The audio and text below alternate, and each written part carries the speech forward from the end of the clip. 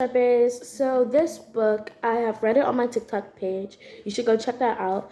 It's Deyana Books. I will link it in the description, and I will also put it at the end of this video. And right now we ended off page 45. So we're gonna read page 46 with me, okay, guys? Okay, let's get into my strawberries. Oh my god, I almost forgot. I got my lashes done. So cute, so demure. He stepped off the gravel sidewalk to make way for a pair of barefoot teenagers headed toward him with comically huge surfboards tucked under their skinny arms, but they shifted to block his path. Bro, one of them said, frowning at Cinder. Isn't that annoyance spiraled over through Sam? This again. No, bro, he said sharply. This Dalmatian is named Cinder, not Sprinkles, and she belongs to me, not Violet March. What's more, she's a highly trained animal. Super. He was screaming at minors now. Cinder looked up at him, utterly disgusted. Sam knew he was just projecting. If anyone was disgusted by his behavior, it was Sam himself. But if one person in this whack-doodle beach town accused him of dog napping, he was going to lose it. The surfers exchanged dubious glances. Bro, they said in unison. I'm sorry, Sam forced a smile. This is my dog. Just trust me, okay? The teens both glanced at Cinder again. Bro, Sam said, a plea. Whatever, bro, one of the teens said, clearly unconvinced. Fortunately for Sam, the lure of the waves proved an enticing to the surfers than a dog-napped Dalmatian. They shrugged and resumed to their trek to the nearby beach. Access with their boards pointed toward the sea. Sam heaved a sigh of exhaust. He heaved a sigh of exhausted relief. He could take a hint. It was time to pack it in for the day and retreat back to his quiet beach house where no one else could mistake him for a gender-flipped Cruella de Vil. He'd simply have to check out bingo night at the senior center on the following Tuesday evening. But then Sam looked up and spied Violet eating her cupcake mobile carrying an enormous tray of decorated baked goods. Sprinkles pranced behind her, leaping in the air every now and then to nip at Violet's polka dot apron string. It was so thoroughly charming and eccentric, save one thing. The overly amused expression on Violet's heart-shaped face. She just witnessed the entire exchange between Sam and the surfers because of course she had. The woman was everywhere. Cinder, I hope you're in the mood for bingo, he muttered. Now he couldn't leave.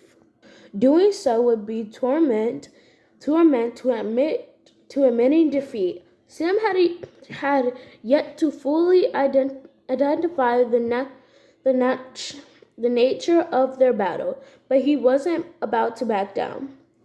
He plopped on reaching the doors to the senior center just a few steps behind his beautiful adversary. Her huge tray of cupcakes tipped a precise angle as she attempted to hold onto it with one hand and push the handicap access automatic door button. Here, let me help you. Let me get that for you, said Sam, pressing his palm against the big blue button in an effort to avoid a cupcake avalanche. Thank you very much, but I can do it myself. Violet banged the button seconds after Sam did. The doorbell door slid halfway open before they stuttered to a halt and then closed again. Violet shot Sam a frosty look, and they both pressed the button at the exact same time. The cupcakes wobbled, Cinder and Sprinkles trotted inside, and the doors slid shut again, trapping the dogs on one side of the glass and their human counterparts on the other. A Dalmatian separation. Oh no, Violet gasped. Look what you did. Sam rolled his eyes. I'm hardly the one responsible for this and this predicament. He reached for the button a third time, but so did Violet. Again, the door slid open and closed as the matching Dalmatians swiveled their spotted heads back and forth in time with the movement. Would you stop? Violet groaned. I was just trying to help. He held up his hands.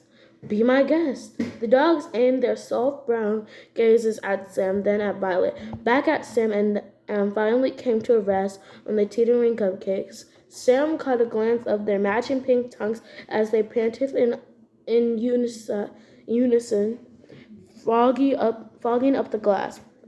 Violet slammed the button again, and this time Sam had to reach out and prop up one end of her tray to keep the cupcakes from sliding to the ground. He probably should have let them fall, but good manners plus the strange shot of adrenaline that seized him every time she was in the vicinity prevented him from doing so. Mostly the adrenaline thing. Violet flashed him a tight smile.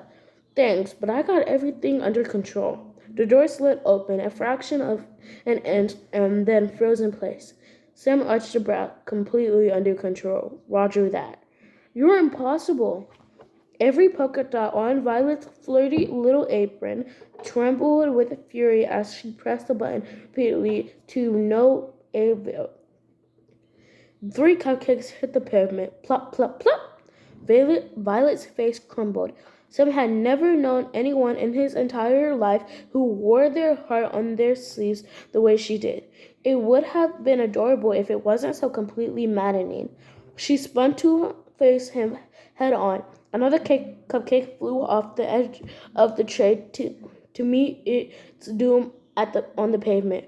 What are you doing here? Do you even like being bingo? Sam frowned. Does anyone? Violet's mouth fell open, her cherry red lips forming a perfectly horrified O. I'm not here to play bingo. He couldn't think of anything he'd rather do less, except maybe argue with the nutty cupcake queen of the total beach, while 2 Dalmatians and the sum total of town's elderly population watched from behind a pair of malfunctioning glass double doors. I'm on duty. How so exactly? She asked. Tuesday night bingo is advertised all over town for reasons I can't begin to contemplate. It seems to be quite popular, so I'm here to make sure it's safe. Safe? She let out a laugh. It's a bunch of senior citizens hosting a game night. How dangerous could it possibly be? Merciful, the doors chose that moment to finally slide open, so Sam was spared the unpleasant task of providing Violet with examples. Not now he could finally get inside, count the bingo enthusiasts to make sure the size of the crowd didn't exceed capacity, and get back to avoiding any all Dalmatians allegations. Ooh. Thank goodness Violet swished past him, carrying the surviving cupcakes as Sprinkles pounced on the drop once. Seconds later, the naughty Dalmatian followed hot on Violet's heels, heart-shaped nose twitching at the frosting-scented air. Cinder let out a tiny whine as the other Dalmatian trotted away.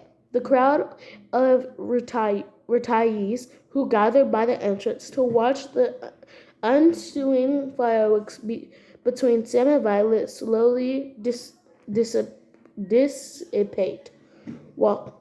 Walkers clattered against the tile floor, headed toward the group of the long table stretching from one end of the lobby to the other.